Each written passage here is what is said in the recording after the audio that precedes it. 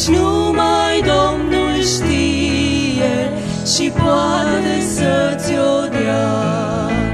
Încrede-te în Domnul și viața ta va fi rodită și împlinită cu mii de bucurii.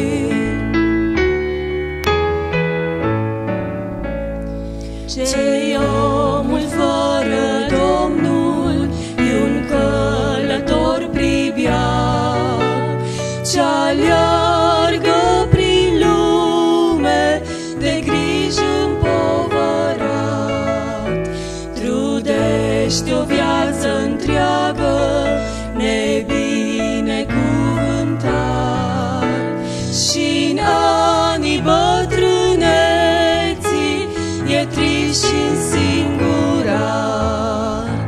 Nu cere de la oameni să-ți dea fericirea, căci numai Domnul știe și poate să-ți-o dea. Încrede-te în Domnul și viața ta va fi rodită și împlinită cu mii de bucurii.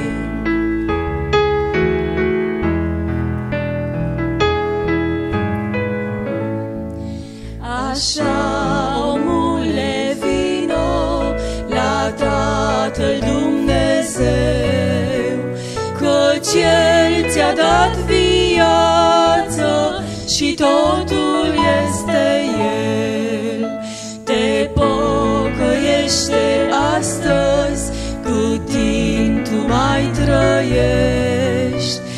Împacă-te cu Domnul să ai viața de veci.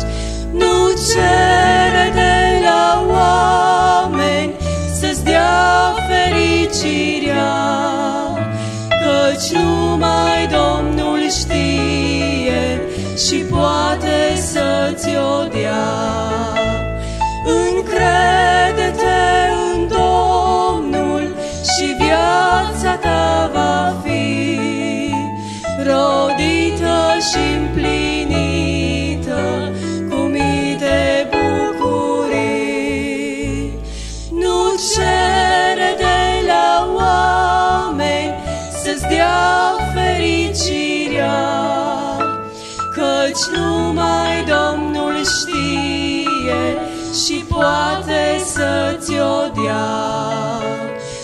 Încrede-te în Domnul și viața ta va fi rodită și împlinită cu mii de bucurii.